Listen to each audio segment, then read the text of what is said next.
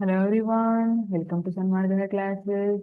ಪರಮಾಣುವಿನ ರಚನೆ ಪಾಠದ 18ನೇ ಪ್ರಶ್ನೆಯನ್ನ ಗಮನಿಸಿ.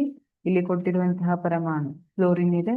ಈ ಪರಮಾಣು ತನ್ನ ಅತ್ಯಂತ ಹೊರಕಕ್ಷೆಯಲ್ಲಿ ಹೊಂದಿರುವ ಇಲೆಕ್ಟ್ರಾನ್ಗಳ ಸಂಖ್ಯೆ. ಸರಿ, ನಾವು ಫ್ಲೋರಿನ್ ಅನ್ನ ನೋಡೋದಿದ್ರೆ ಇದರ ಪರಮಾಣು ಸಂಖ್ಯೆ ಎಷ್ಟು? ಝೆಡ್ ಪರಮಾಣು ಸಂಖ್ಯೆ ಫ್ಲೋರಿಂದು 9 ಇರುತ್ತೆ. ಸೊ ಕೆದಲ್ಲಿ 2, ಎಲ್ದಲ್ಲಿ 7, 7 + 2 9 ಆಯ್ತಲ್ವಾ? ಸರಿ, ಈಗ ಕೆದಲ್ಲಿ 2 ಇದೆ, ಎಲ್ದಲ್ಲಿ 7 ಇದೆ. ಅತ್ಯಂತ ಹೊರಕವಚ ಯಾವುದು? ಎಲ್ಲಿದೆ. ಎಲ್ದಲ್ಲಿ ಇರುವಂತಹ ಇಲೆಕ್ಟ್ರಾನ್ಗಳು 7. ಹಾಗಿದ್ರೆ ಫ್ಲೋರಿನ್ನ ವೇಲೆನ್ಸ್ ಇಲೆಕ್ಟ್ರಾನ್ಗಳು ಎಷ್ಟು?